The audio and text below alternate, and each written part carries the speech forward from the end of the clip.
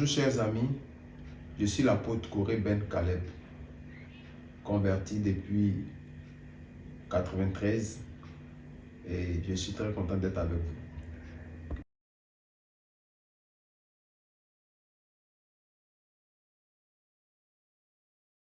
Oui, il y a un événement qui m'a marqué que je n'ai pas encore oublié.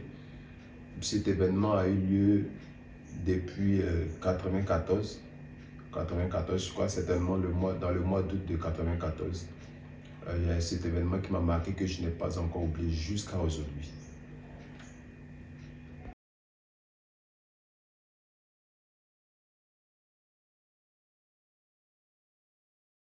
Cet événement m'a marqué parce que c'était quelque chose de nouveau que je n'avais pas encore vu dans le ministère en tant que chrétien. Je venais de me convertir il n'y avait pas encore longtemps quand cet événement a eu lieu. Et dans la vie chrétienne, c'était tout nouveau pour moi. C'est pour cela que j'ai été marqué jusqu'à aujourd'hui. Cela a bouleversé ma vie chrétienne, mon ministère jusqu'à aujourd'hui.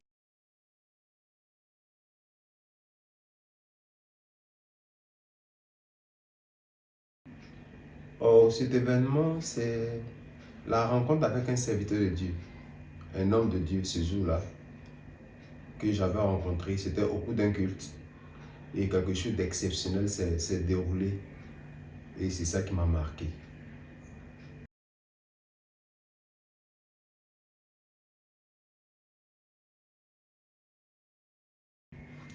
Oui, ce jour-là, je crois que nous étions le dernier jour de la convention Foursquare et c'était à Port-Bouilly, c'était l'année 94 et c'était le dernier jour de la convention.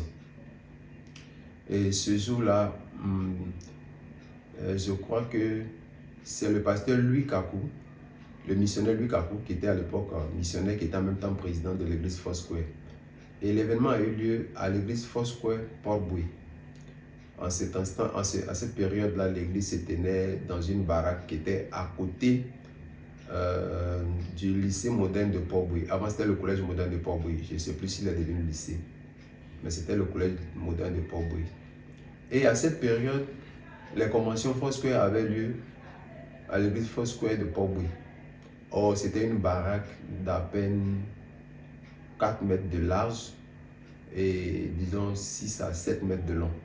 Et toute l'église de Foursquare tenait leur convention là. À cette époque, l'église était encore très jeune, n'avait pas encore cette affluence d'aujourd'hui. Et le dernier jour, c'est le pasteur Louis Kakou, qui était Louis Carco, le Ghanéen, qui était à la chaire. C'est lui qui prêchait. Et puis, derrière lui, il y avait un certain nombre de personnes qui étaient assises. Et pendant qu'il prêchait, il y a un monsieur qui s'est levé, un jeune homme, je pourrais le dire, qui s'est levé et qui a touché l'épaule du pasteur Louis Kakou. Et quand ce jeune homme a touché l'épaule du pasteur Louis Carco, ce dernier a arrêté de parler. Et celui qui a touché son épaule a donné une prophétie ou alors une parole de connaissance. Il a dit exactement ceci. Il y a des personnes qui sont dans cette salle, qui sont appelées au ministère. Le Seigneur dit de leur dire que leur temps pour le servir est arrivé. Et le Seigneur lui-même viendra les désigner tout de suite, séance tenante. Et après avoir dit cette parole, il a rejoint sa place, il est allé s'asseoir. Je me disais en moi-même, comment le Saint-Esprit pourrait venir choisir et désigner des gens? Comment le Saint-Esprit pouvait désigner? J'étais tout nouveau converti, je me disais que ce n'est pas possible. Le Saint-Esprit va venir désigner, choisir, les concerner. Ah, mais qu'est-ce qu'il va nous montrer encore celui-là? Ok, j'étais tout nouveau converti. Mais bien aimé, je vous dis, quand il allait s'asseoir, le pasteur Louis Carco a continué de parler. Il s'est écoulé au maximum 5 minutes, pas plus. Il y a eu un mouvement dans la salle. L'onction de Dieu est descendue sur les concernés. Ils étaient au plus 5 personnes. Ils se sont retrouvés à terre. La puissance de Dieu est descendue sur eux. Ils se sont écoulés. L'Esprit de Dieu les a saisis. j'étais ébahi, j'étais dépassé par cet événement. Les mots me manquent, même jusqu'à aujourd'hui. J'ai dit, mais c'est pas possible. Que s'est-il passé? C'est nouveau, mais qu'est-ce que c'est que ça? Les gens étaient sous l'onction, sous l'onction. Et on les a emmenés devant. Et le pasteur lui a demandé, il devait prier pour eux. Il a dit, mais... Et ces jeunes gens étaient appelés à servir au ministère d'évangéliste. Et on les a amenés pour que le pasteur lui prie pour eux. Il a dit, mais il faut l'onction d'un évangéliste pour prier pour eux. Donc il a appelé ce monsieur qui avait donné la révélation à prier pour eux. Et ce dernier, s'il vous plaît, je venais de voir pour la première fois et de voir à l'œuvre celui qui deviendra plus tard le prophète Kakou Sévérin.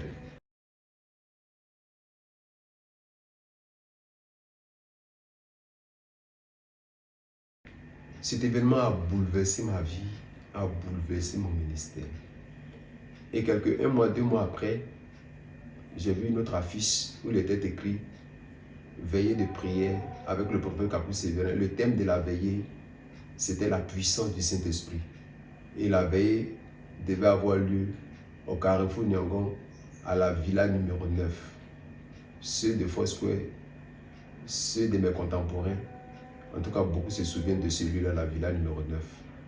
Je me suis rendu à 17 h pour une veille qui devait commencer à 22 h.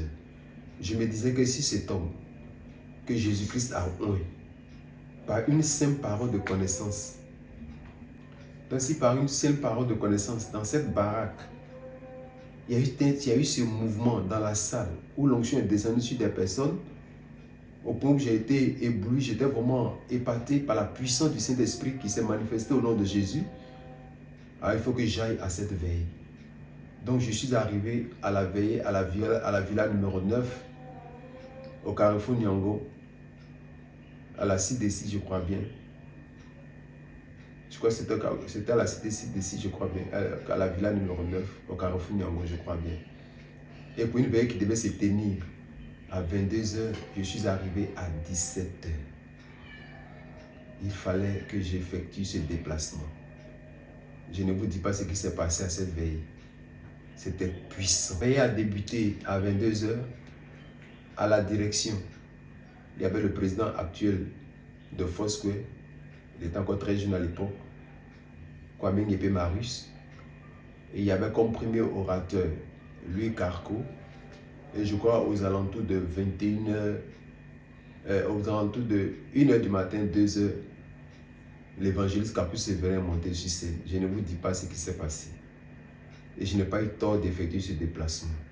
Ça tombait partout, à gauche, à droite, tout s'écoulait autour de moi. Les hommes tombaient comme des feuilles. La puissance de Dieu était à l'œuvre. Je me souviens encore de cette femme. Le thème de la prédication, c'était l'homme de pierre qui guérissait les malades. Il y a une femme qui avait ses menstrues bloquées depuis 8 ans.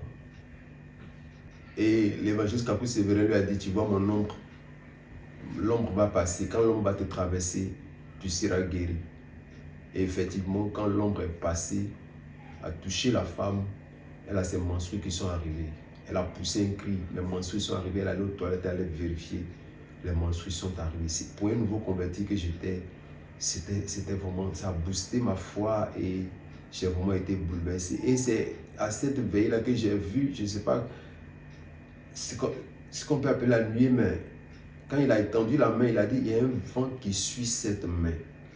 Et j'ai vu quelque chose comme la nuée qui suivait sa main, qui se répandait sur la foule. C'était du jamais vu. Et je n'ai plus jamais vu ça lors de ces veilles de prière auxquelles j'ai participé. C'était vraiment glorieux. Il faut dire qu'à cette époque, j'habitais le quartier de Jean Folly à Port-Bouilly. Et l'église Foursquare se trouvait au collège moderne de Port-Bouilly. Voilà, en face du phare. Et à partir de cet instant-là, toutes les veilles du prophète Kakou Sévérin, je me déplaçais toujours. J'arrivais sur les lieux à 17 h. Et les veilles que nous avons tenues à Koumassi avec lui, je quittais Jean Folly à pied jusqu'à Koumassi. Et les veilles avaient lieu à cette époque en face du camp commando, non loin de la maison de Maman Agathe. Maman Agathe, c'est une maman au niveau de Foursquare. Et tous les 17 heures, j'étais là et vraiment, c'était des moments très puissants que nous avons passés avec lui. Et à Foursquare Paul Boy, quand il venait, on organisait les veillées. J'étais chef commando. Et après ça, nous avons participé à une veillée avec lui. C'était à l'hôtel Ivoire. Le thème de la veille, c'était l'évangélisation par la puissance de Dieu, je crois bien.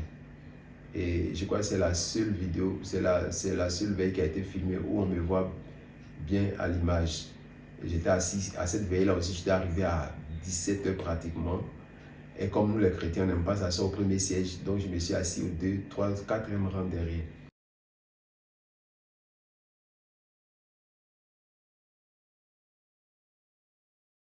Oh, le souvenir que je garde de lui, beaucoup de souvenirs. C'est que c'était un homme qui était vraiment consacré. C'était un oint de Dieu qui était établi sur toute la Côte d'Ivoire. Parce qu'il y a des oints de Dieu à tous les niveaux. Mais lui, il était établi sur toute la nation. Et c'est quelqu'un qui aimait profondément son pays. Il aimait beaucoup la Côte d'Ivoire. Il aimait vraiment beaucoup la Côte d'Ivoire. Et j'ai un autre souvenir de lui, c'est qu'à la convention Foursquare de 97, je lui ai fait transmettre ma Bible, elle était nouvelle, pour qu'il la consacre. Et je me souviens encore des paroles qu'il avait inscrites dedans. Il avait dit que la grâce de Dieu soit sur ta vie aujourd'hui et à jamais, au nom de Jésus-Christ. Et malheureusement, cette Bible, je l'ai égarée parce qu'il y a vraiment très longtemps. Voilà, donc vraiment que le Seigneur vous bénisse abondamment au nom de Jésus.